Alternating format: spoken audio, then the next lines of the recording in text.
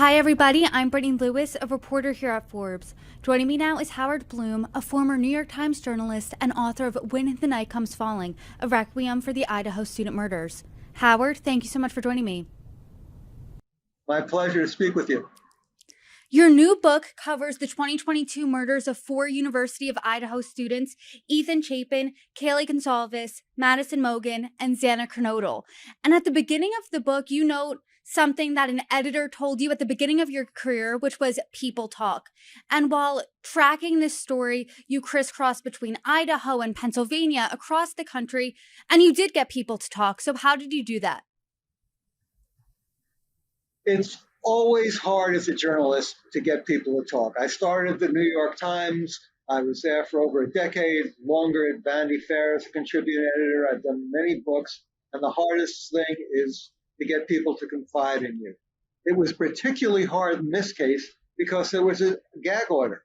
People with actual knowledge of events were under court order not to share it. So here's what I did.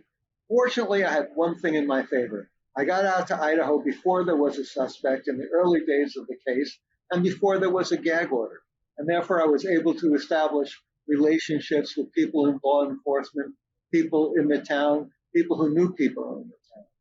When I went to Pennsylvania, there was less of a gag order for the people who knew the suspects, and I could speak to them also. But what I really did, which was sort of the big breakthrough for me, is I copied something that the FBI did. What the FBI did to make this case is they did something called investigative genetic genealogy, which they try to use DNA to build up family clusters, to build a family tree. And the family tree in this case, its limbs extended all the way out to Bryan Kohberger. I went at the end of the limb and I worked my way back, talking to relatives of people involved, people who had spoken with their family members about the case and were not constrained by a gag order, who were not reluctant to speak. They spoke under confidential terms. I could not reveal their identity, but they were able to give me information that allowed me, I think, with accuracy and with some drama to reflect the feelings and thoughts of the people involved. So let's first talk about that family tree. And you really got a sense of who Bryan Kohberger was, the suspect in this case, based on who his dad was and through the lens and perspective of his father, Michael. So can you talk to us a little bit about that? Yes, the book is structured around a really incredible cross-country trip that the suspect, Bryan Kohberger, takes with his father, just basically 2 weeks after the murders. The father has come all the way out to Washington State. He's 68 years old. This is a big trip for him. It's also an expensive trip, but he wants to drive back across country with his son. He also, at the start of the trip, is having some thoughts. He knows that there have been 4 people murdered in the town that's 10 miles away from where his son is studying. He knows his son has a very combative temperament. He's had to report his son to the authorities when his son was a heroin addict for stealing a cell phone from one of his sisters. And also, it's been announced at this point, as he gets into the car, a white Hyundai Elantra, that the authorities are looking for a white Hyundai Elantra of the approximate year of his son's. So he puts all this together, and yet, as he begins to follow these mental footsteps, he's still at this point unable to make the leap as they go further. Then the car starts making its way across country. On the second day, they're stopped by a traffic cop. And he begins to wonder, are all my thoughts coming true? And everything he's trying to repress that he can't admit seems to be coming to fruition. But this is just a traffic stop. So he recovers a bit. Then exactly 9 minutes later, they're stopped by another traffic cop. And it's just he's having to relive the same horrible day time after time. It's almost like Groundhog Day. And now he's becoming clearer and clearer in his mind. He's making the realization that maybe his son is involved in this case as the murderer. That his son could be capable of killing 4 people. And it's a terrible and horrific thing for a father to get to. And he's not quite there. as the trip extends over a period of days, he gets closer and closer to this realization. I want to talk about if you think that Bryan's dad, Michael, thinks that his son could do this, because we, as people following this case, saw Michael on the body cam footage from those 2 traffic stops, like you mentioned. But you paint this really grim picture of a father who, in the back of his head, has an inkling that, hey, my son, it felt like reading your book, hey, my son might have done something really horrible here. And then when you get to Pennsylvania, Bryan Kohberger's sister finds out Bryan's going through the trash with latex gloves. She relays this to her father. Do you think, in all of your uncovering for this book, that Michael Kohberger believes his son is the murderer? Well, first, to begin to answer that, you mentioned that traffic stop. At that traffic stop, the first thing Michael Kohberger brings up is something seemingly totally tangential. He talks about a SWAT team killing that happened earlier that day at Washington State University, where his son goes to school. And it's as if murder is on his mind. He can't repress the thought. He just blurts it out. Then he repeats it at the second traffic stop. All these thoughts that he's trying to keep down deep inside him, just at any occasion, just burst forward. And also leading up to that, his son has been talking to him about the troubles he's having at school with the administration, how he's having problems with the professor who he's working with because they think he's grading too hard, but he's going to be able to work it out. And then suddenly, when he gets back to Pennsylvania, one of Bryan's sisters, who's a family psychologist, a very intelligent young woman, she sees her brother meticulously cleaning his car. The car just happens to be a white Hyundai Elantra, which is just the car the authorities are looking for. Then, if that's not enough, she sees her brother at night taking his garbage and putting it into Ziploc plastic bags, walking down the hill from the house and going to a neighbor's home to deposit the garbage in that trash. So she realizes that he's perhaps trying to get rid of anything that might incriminate him in this murder, and she confronts the father. And she says, in effect, Dad, something is going on. I really am beginning to suspect that Bryan might be involved in these murders. And what does the father do? He can't respond. It's too overwhelming a thought. There are moments that are just too hard for anyone really to live through, and he just sort of walks out of the room. But there's a coda to this story that's extremely ironic. When the identification is made that by the FBI to make sure that it's Bryan Kohberger, they use DNA that was the father's DNA.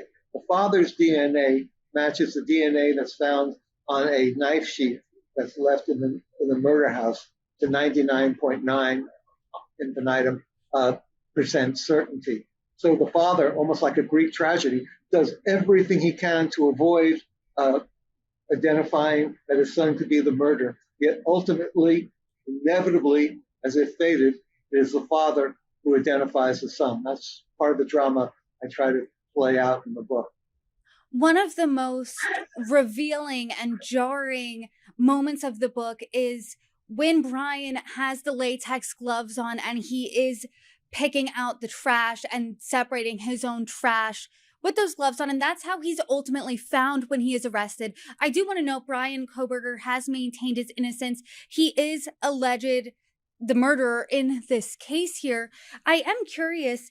He was studying to get his doctorate in criminology, and this case has been covered at length for 1.5 years now. He has been portrayed as this criminal mastermind. Do you think that's the case? I think Bryan Kohberger is very intelligent. I think he was trying to use his studies, what he had learned as an undergraduate and a graduate student, try to get away with something to prove that he was smarter than everyone else. At the same time, when you commit a crime like this, it's almost impossible, and it proved to be certainly impossible for him to cover it up completely, because there was one big mistake. There was a knife sheath left at the site where two of the girls were murdered on the third floor of the house. And he did that, I believe, inadvertently. He was caught up in the moment. He expected only to see one girl in that room. There were two, and that all his plans were sort of went up in smoke at that moment. I want to go back out west a bit here. This case really shocked and shook an entire nation. I am curious, you were on the ground in Moscow. What was it like? It was a very tense time in Moscow. I mean, the town to this day is shaken by the events. I remember going to the murder house in the early days, and they had boarded up the door with plywood. And I was thinking to myself, standing there in the cold, it was freezing there at night in Moscow, had my stocking hat pulled down tight, my parker on. I'm staring at the house. I'm wondering, was this plywood door put up to keep people out or to keep the demons inside? And I'm staring there, and all of a sudden, I'm trapped in a cone of light from nowhere. I can't find where it's coming from. Just traps me like this, and a voice calls out, "Be careful, it's icy there." And it seemed there had been a security car, a dark security car, parked catty corner to the house, and they were watching out for me. But I thought at that moment, as I was sort of pulled from my reverie in this night in front of the house, that's what it must have been like to some way to be awoken from your sleep and realize there's someone there and he has a knife in your hand. That total shock, that total surprise and powerlessness. I want to talk about, you cover this in your book, and these are two of the biggest questions surrounding the case, and both are why. So let's talk about one of the whys here, and that is one of the roommates allegedly heard someone say something to the effect of, "There's someone here." They saw the suspect after he committed the murders leave, but 911 was not called until 8 hours later. Why do you think that is? It's a very important question, and it's a question that really seems absurd and it defies a logical answer. So you have to, I think, try to go back to what was going on at that time. I think the young woman, Dylan Mortensen, who comes out of the room and sees the suspect walking by. He's dressed in black. He has a black mask on. She's been hearing noises. She's overwhelmed. As she puts it, she's in a state of frozen shock. Those were her words. At the same time, the killer, I believe, is locked up in his own mania, his own armory of hate. And she's quiet. She can't speak. If she had spoken, if she had said something, if she had even cried in terror, I believe that would have been her death warrant. I believe that would have pulled the killer, the assailant, from his locked-in state, from his very isolated world, and he would have turned on her, and she would have been another victim. But her fear really saved her. The next morning, there's no logical explanation of what went on, and I think it's a moment that was just too large for her. Just like the father couldn't deal with what he was discovering, similarly, this young woman couldn't deal with what she had realized. And when she finally just goes into action, decides to do something, she and her other roommate, surviving roommate, they don't call the police. They call their friends, and the friends come, and the friends use her cell phone to call the cops. The second largest question is, why would somebody do this? Because you paint a picture of these victims and who they were. Kaylee, Goncalves, and Madison Mogen were best friends and beyond best friends, sisters, essentially, from when they were in elementary school to now, and now they're roommates. And Xana, Kernodle, and Ethan Chapin were just a beautiful couple. So I want to talk about the motive here. Why would somebody do this? First, let's talk about the prosecution. What is the prosecution saying? They believe Bryan Kohberger did it. Why do they believe that? But the first thing that the prosecution and the defense, probably the one thing they agree on, they say categorically, for the record, they've stated this in court, there has never been any interaction between Bryan Kohberger and any of the victims, any conversations. He has not followed them on social media. So they've said there's no linear connection. There's no rational reasonable connection between them. But I think it's more complicated. I believe first one has to answer your question, one has to ascertain who was Bryan Kohberger's target allegedly that night. I don't think he entered the house to kill 4 people. I think he made his way from the 2nd floor. He deliberately goes up the 3rd floor, narrow staircase, and enters Maddie Mogen's bedroom. I think his target was Maddie Mogen.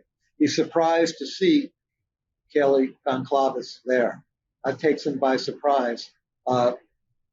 He, I believe, is someone prone to obsessions, a heroin addict, the man who loses 130 pounds, is able to do that. The man who turns his body into a fortress from this obesely overweight young man. The man who was a poor student at a community college, manages to get into a first-class university graduate program. He throws himself into this.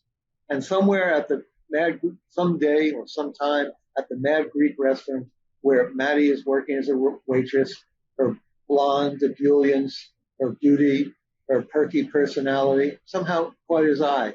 They didn't even need to say a word to one another for this image to get stuck in his mind.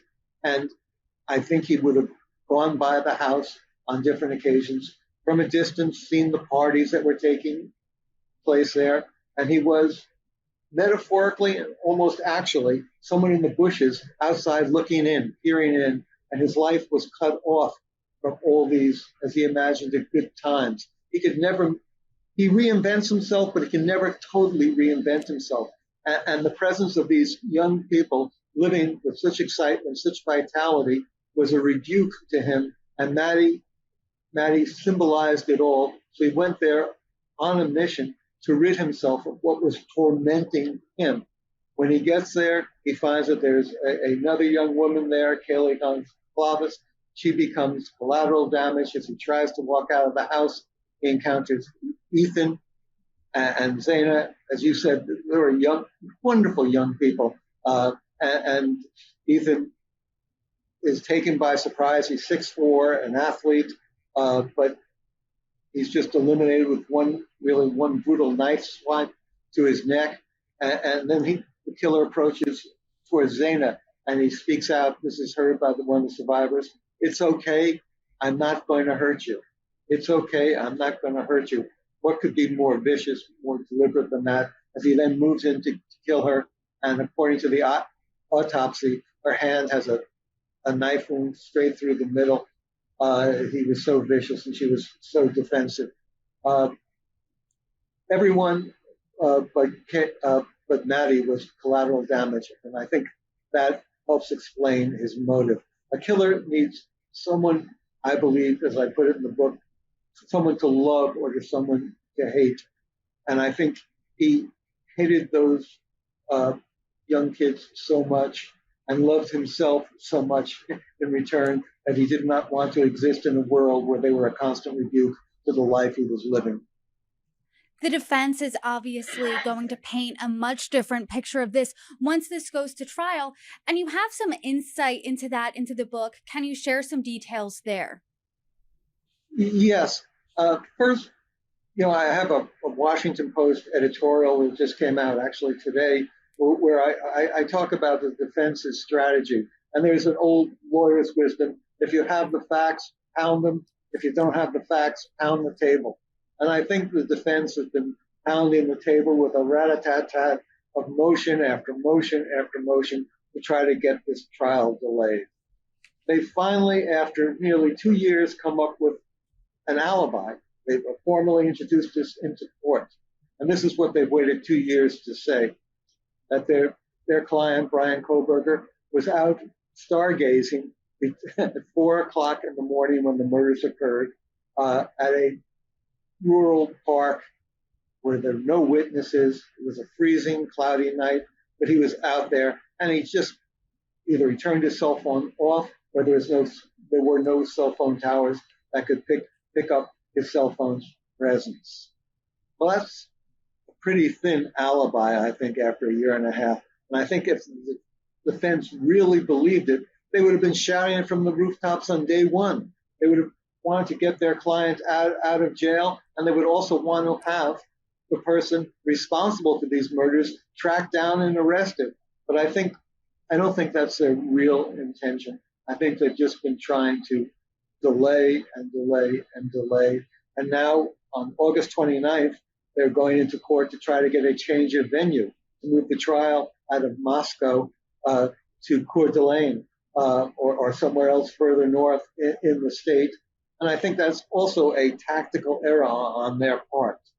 To explain why I think they might get their best break in Moscow for Kohberger getting off.